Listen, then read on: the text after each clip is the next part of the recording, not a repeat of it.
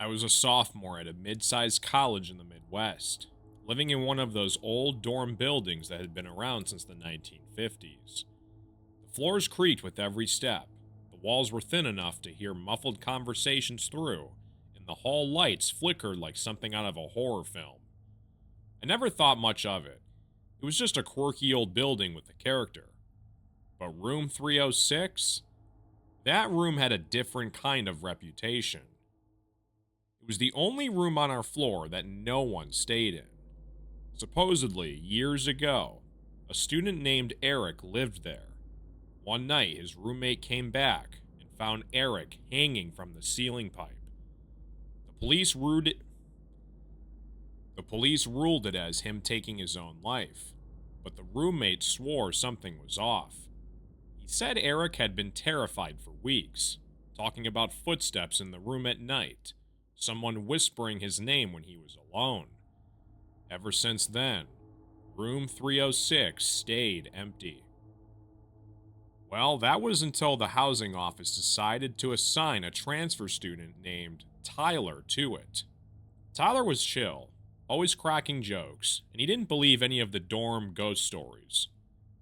"If there's a ghost in there, I'll teach him how to play Xbox," he said, and we all laughed. That first night, we heard a loud banging sound from Tyler's room around 2 a.m. Not just footsteps, pounding, a deep, rhythmic thud, like something heavy being dropped over and over. A few of us went into the hall, but the sound stopped the second we got near his door. We knocked, and there was no answer. The RA came by, unlocked the door, and Tyler was sitting on his bed, pale and sweating. He swore it wasn't him making the noise. The next day, Tyler brushed it off. "Probably pipes or something, I guess," he said with a nervous smile. But later that night, the banging came back again, louder this time. The next morning, Tyler said he kept waking up to his closet door creaking open, even though he locked it before bed. By the third night, he was done joking around. He came to my room around midnight, shaking his head. "It's in the closet. The thing. He keeps calling my name, dude," he whispered. I thought maybe he was just sleep deprived, so I offered to crash in his room. We pushed his dresser against the closet door, turned on every light, and sat on his bed with the TV on low. Around 2 in the morning, the TV screen flickered to static. The air got thick, like the oxygen had been sucked out. And then the banging noises started again. The dresser blocking the closet door shook violently. The metal handles rattled as though something was ramming the door from the inside. Tyler grabbed my arm, eyes wide with terror. I reached for my phone to call the RA, but then we heard it. A voice, low, broken, and too close. "Tyler, let me out." The voice didn't come from the closet. It came from underneath his bed. I bolted for the door. Tyler tried to follow, but his foot caught on something. He screamed, and when I turned back, I saw his leg being dragged beneath the bed by pale, grayish hands with dirt-crusted fingernails. I lunged, grabbing his arms and pulling with everything I had. His face twisted in pain, and then, just as suddenly as it started, it stopped. The hands disappeared. We scrambled out of the room and didn't stop running until we reached the RA's room. Security came, checked the dorm. No one was there. The closet door was wide open, even though we'd blocked it off. But on the wall, scratched deep into the plaster, were the words, "Not Tyler. Next time, you." Tyler dropped out of school the next day. I switched dorms, and room 306 was sealed shut after that. Maintenance said the pipe above the bed had been ripped halfway out of the ceiling, like someone had been hanging from it again. And sometimes late at night, when I pass that old dorm, I swear I hear a faint, rhythmic banging sound coming from the third floor. I don't stop to check, and and I never, ever say my name out loud.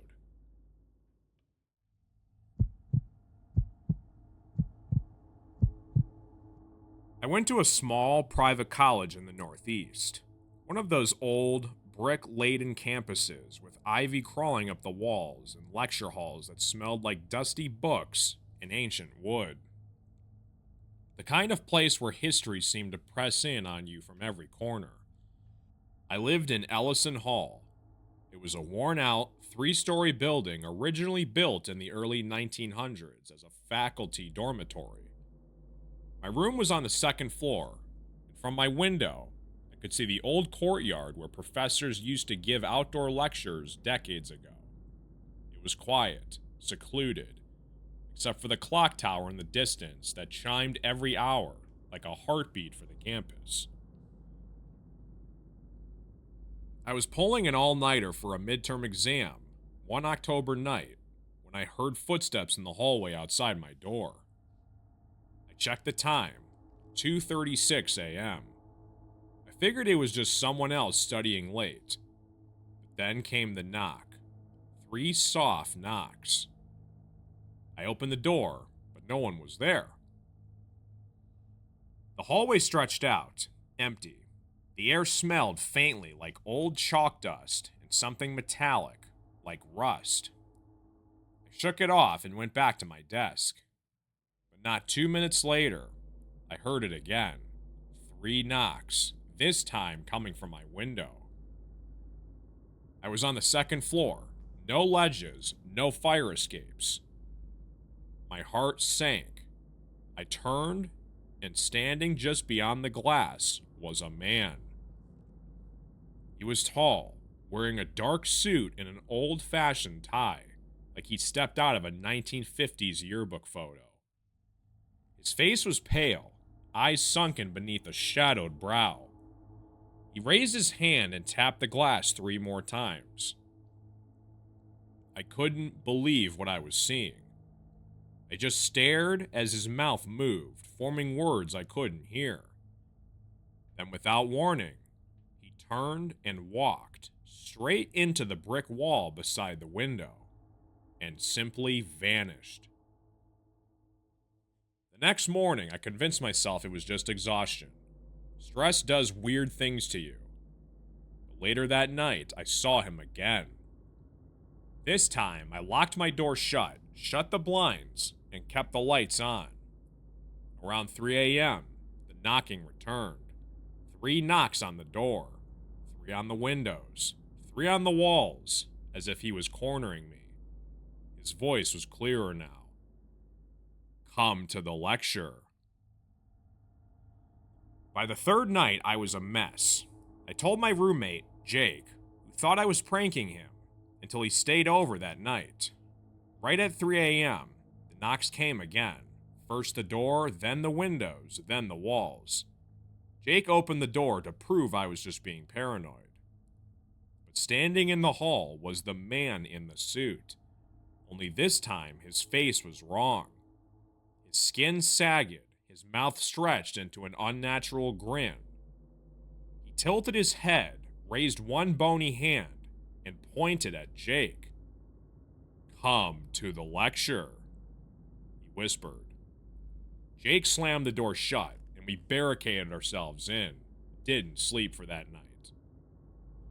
The next morning, we skipped classes and went straight to the campus archives. We needed answers. After hours of digging around, we found it. Professor Charles Avery died in 1951.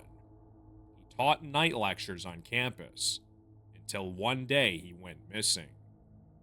Witnesses said he'd become obsessed with his midnight classes, claiming his lectures were for the eager minds beyond.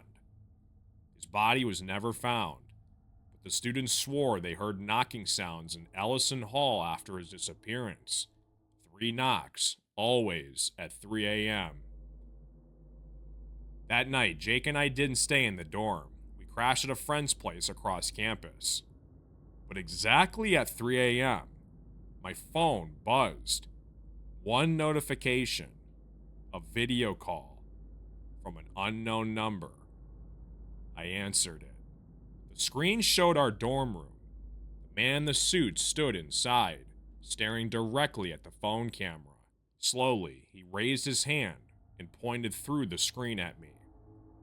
"Come to the lecture." The feed cut out.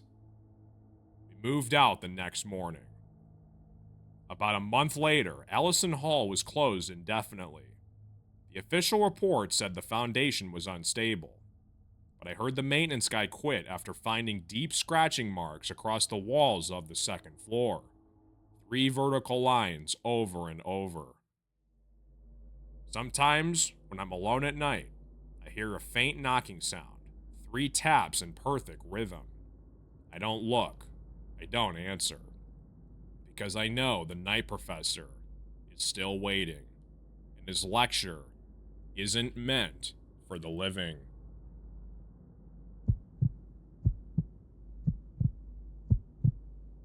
I went to college in a small mountain town campus surrounded by dense forests. The campus itself was nice, modern buildings mixed with old stone halls that had been around for over a century. My dorm was in Holloway Hall, one of the oldest on campus. It had that classic creepy charm, creaky wooden floors, weird temperature drops in random spots, and a basement study lounge that looked like it hadn't been updated since the 70s. The basement lounge was open 24/7, and during finals week, it became my go-to spot. It was dimly lit, always quiet, and mostly empty, except for a few other late-night crammers like myself. One night around 1:30 a.m., I was down there trying to power through my psychology notes. A girl I'd never seen before was sitting across the room. She had long, dark hair, and her face was particularly hidden by a hoodie. One night around 1:30 a.m., I was down there trying to power through my psychology notes. A girl I'd never seen before was sitting across the room. She had long, dark hair, and her face was partially hidden by a hoodie. She didn't have any books or a laptop, just a single sheet of paper she stared at without blinking. I tried not to pay attention, but something about her was off. Her stillness felt unnatural. After about 20 minutes, I got up to stretch. When I turned back, she was gone, but on the table where she'd been sitting was a crumpled piece of paper.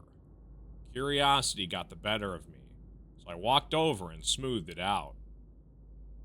Written in shaky handwriting were 3 words: "Don't join them." I looked around, but the basement was empty.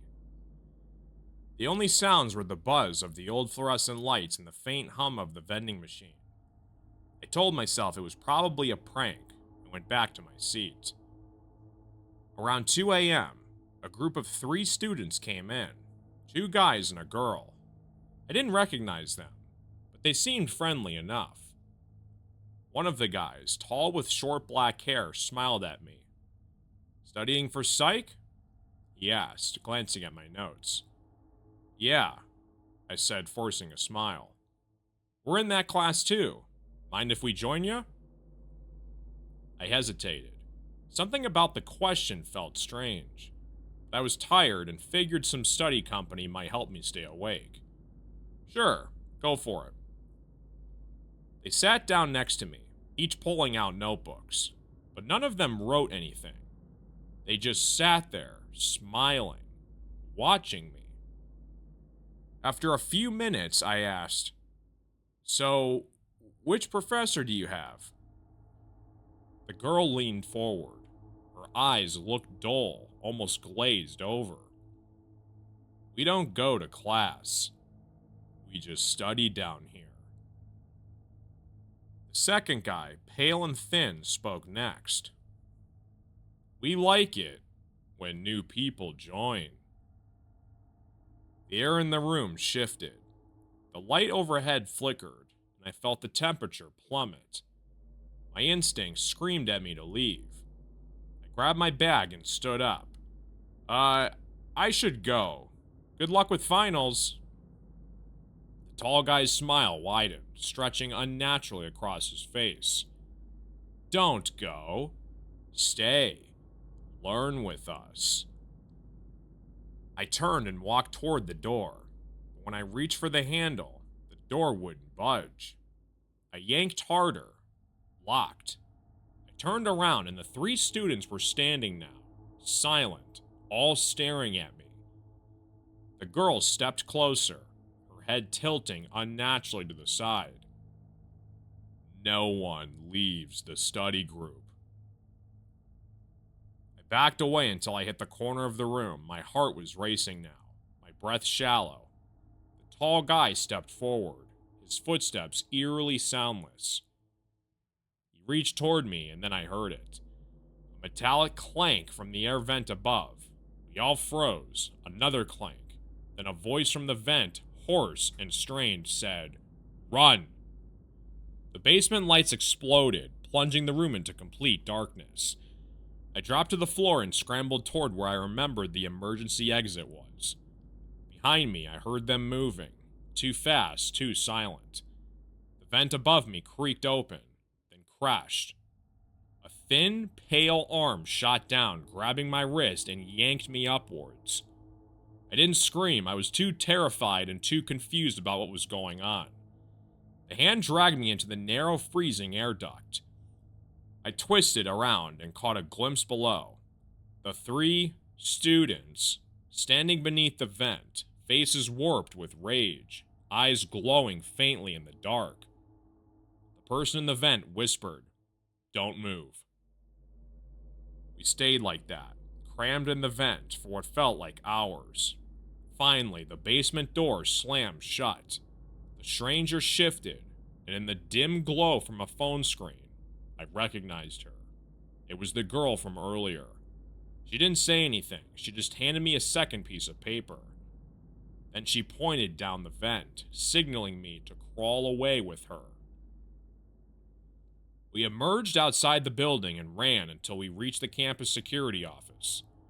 By the time we got back to the dorm, the basement door was wide open, the lights perfectly intact. The security guard found no sign of anyone else. The girl was gone before I could thank her. I unfolded the note she'd given me. If they ask you to join, never, ever say yes. The next day I asked around. No one had seen the 3 students before. I checked the school archives and found an old photo from 1974 of the Holloway Hall study group. There they were. The same 3 faces, smiling, just like they had been in the basement. They'd been reported missing that same year.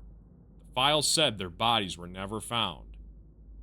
I don't study late anymore, and I never, ever go near that basement, because the study group is still there, waiting for somebody next to say yes.